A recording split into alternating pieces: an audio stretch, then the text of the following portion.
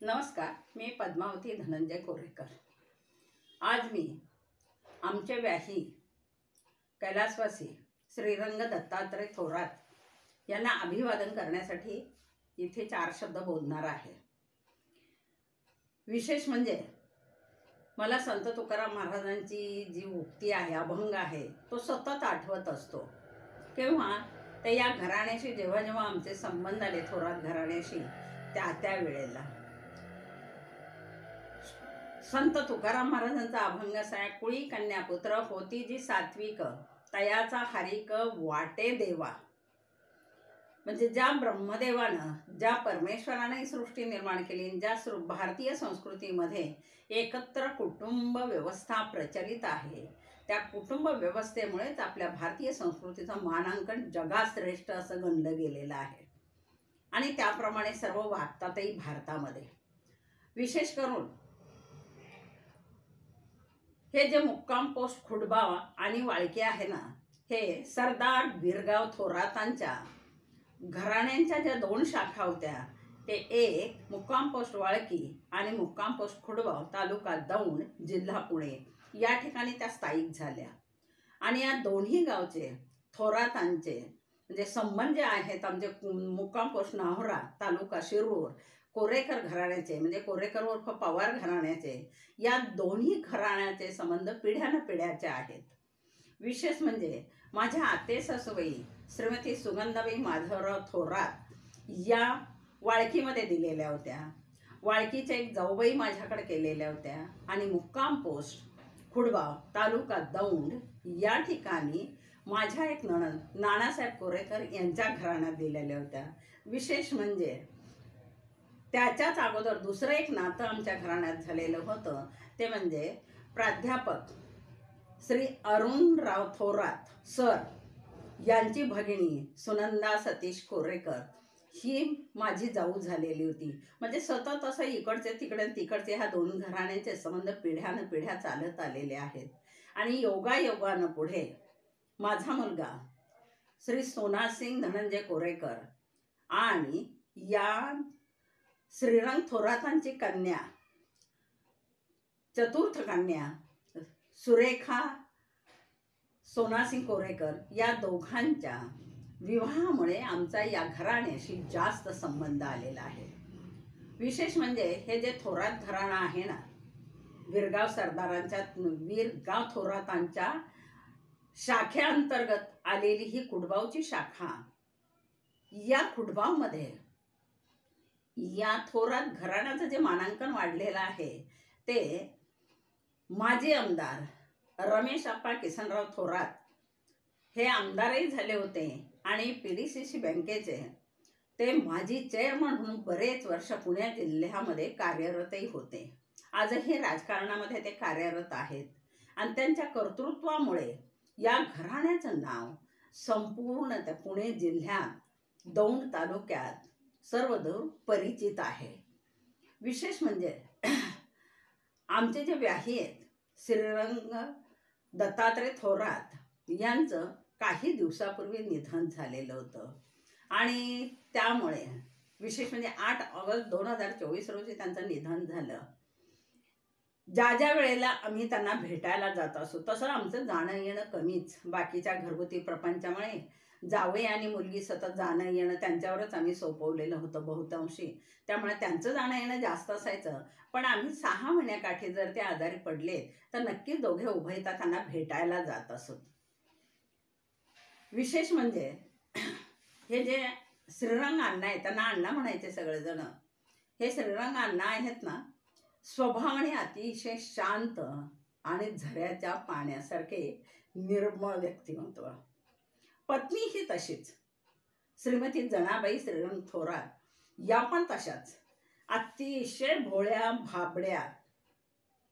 म्हणजे आपल्या मनात व्याही आणि विहीन म्हटल्यानंतर प्रत्येकाच्या मनामध्ये कुठला तरी एक कोपरा किलमिश म्हणून असा व्याही समोरच्या व्याही लोकांच्या मनात येतो, तसं बिलकुल नाही। अतिशय सज्जन, सौजन्याने बोलणं, सौजन्याने वागणं, अर्थात भेट धावतीच असायची तासा 2 तासाची, आणि आग्रह, आदरातिथ्य जे म्हणतात ना, ते या थोरात घराण्यांकडूनच शिकावं असं मला वाटतं. अतिशय माणसं उदार मनाची, मोकळ्या मनाची सर्वच. अण्णांचे दुसरेही 4 भाऊ, त्या 4 भावांची मुलं, सर्वांची नावं मला आठवत नाही.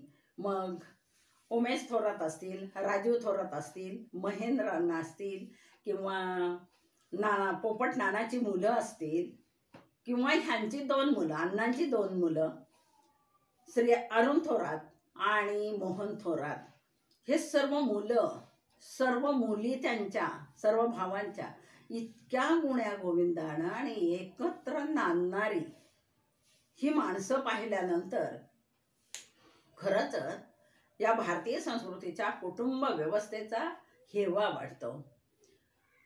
त्यांची बरीचशी मुलं म्हणजे अण्णांचे पुतणे हे पुण्यामध्ये स्थायिक आहेत.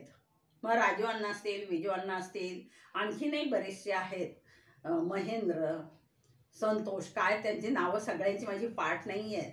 पण मुली आणि मुलं बोलणं इतकं आदर्शित आणि वागणं इतकं प्रेमळ त्यांचं की खरंच सोयरा कसा असावा. ज्ञानेश्वर महाराजांनी ज्ञानेश्वरीमध्ये सोयरीक शब्द वापरलेला आहे आणि खऱ्या अर्थानं जो सोय पाहतो तो सोयरा. आणि सोय कोणती पाहावी माणसाने? दिल्या घेतल्याची सोय नसावी, प्रेमाची असावी, आदराची असावी, एकमेकाची मन जपणारी असावी. असं हे देवाणघेवाण करणारा हा सोयरा आम्हाला लाभला. खरंच आम्ही धन्य झालेलो आहोत. 8 ऑगस्ट रोजी जेव्हा त्यांचं निधन झालं तेव्हा माझी तब्येत बरी नव्हती. तेव्हा सुनील आणि मुलांनी आग्रह केला की तुम्ही येऊ नका. विशेष म्हणजे त्यांची जी 2 मुले आहेत, अरुण श्रीरंग थोरात आणि सुनबाई उर्मिला अरुण थोरात, दुसरा मुलगा मोहन श्रीरंग थोरात आणि सुनबाई मीना मोहन थोरात, ही त्यांची 2 मुले आणि 4 मुली त्यांच्या. 1 मुलगी, 3 मुली तर त्यांच्या 2 मुली त्यांच्या खुडबावमध्येच तिच्या आसपास आहेत. विशेष म्हणजे पिंपळसुटीत असणारी सौ सविता परशुराम वाबळे, नाथाच्या वाडीला असणारी सौ ललिता गुलाबराव नातू आणि तिसरी त्यांची कन्या म्हणजे आमची सुनबाई सुरेखा सोनासिंग कोरेकर, आणि चौथी मुलगी पुण्यातच जे मूळ आंबळ्याचे असणारे सौ सुवर्णा श्रीकांत जगताप. या 2 मुली पुण्यात आणि 2 मुली तिथेच. मला खरं उल्लेख एकच करायचा आहे, आई वडिलांची सेवा कशी करावी. या 2 मुलं आणि 4 मुली नव्हे, त्यांचे सर्व पुतणे आणि पुतण्या यांच्या सहित मी उल्लेख करणार आहे. नावांचा पुन्हा पुन्हा उल्लेख करत नाही, पण कशा प्रकारे त्यांचा व्यवहार एकमेकाशी, भावकी हा शब्दच त्यांच्याकडे दिसला नाही मला कुठे. सगळेजण, कोणी आजारी पडलं तर सर्वजण भेटायला जाणार, काळजी घेणार, एकमेकांना मदत करणार. मुली हर घडीला, कारण नाना सतत गेले 3-4 वर्षे आजारी असायचे. अण्णा श्रीरंगांना आमचे व्याही आजारी असायचे आणि त्याच्यामुळे त्यांना सतत हॉस्पिटलमध्ये भरती करावं लागायचं. तर ही सर्व मुलं, सर्व पुतणे, ही सर्व त्यांना सहकार्य करत असायचे. सर्वजण मिळून उपचार असा चाललेला असायचा आणि एकटा असं कधी वाटलेलंच नव्हतं. आणि त्यामुळे ह्या अण्णांचा स्वभाव जर पाहिला ना तर अतिशय सरळ, सोज्वळ, मी आत्ताच वर्णन केल्याप्रमाणे झऱ्याच्या पाण्यासारखा निर्मळ, राहणी अतिशय साधी. आणि त्यांचा विशेष गुण जो होता ना ते शेतकरी होते. बाकीचे सर्व बहु त्यांचे राजकारणात होते, व्यवसायात होते, पण हे पूर्ण शेतीशी एकरूप झालेले असे होते. तर त्यामुळे कष्टाळू स्वभावामुळे आयुष्यभर त्यांनी शेती केलेली होती. तर असे हे अण्णा म्हणजे आमचे व्याही कैलासवासी श्रीरंग दत्तात्रय थोरात आणि त्यांची पत्नी, या पत्नीने सुद्धा म्हणजे श्रीमती जनाबाई श्रीरंग थोरात खूप खूप सेवा केली त्यांनी पतीची. अवघड काम होतं, पण मुलांचं सहकार्य असल्यामुळे त्यांनी खूप सारं त्यांचं व्यवस्थित 3-4 वर्षातला आजारपण हाताळलं. अशी माणसं जर असतील ना तर माणसाला कधी जीवनाचा कंटाळा येणार नाही. आनंदात आणि सुखातच माणसं नांदत असतात. तसं हे संपूर्ण थोरात कुटुंब की ज्या रमेश अप्पा थोरात यांच्यामुळे या कुटुंबाला एक वाढती अशी कमान लाभलेली आहे नावारूपाची. ती कमान अशीच राहावं, सतत राहावं आणि अशा हाच आदर्श इतर सर्व पाहुणे मंडळी कुटुंबियांनी घ्यावं असं मला वाटतं. सांगणारे मी कोणीही मोठी नाही आहे, पण खरंच मला ते जरा थोडंसं जाणवलं.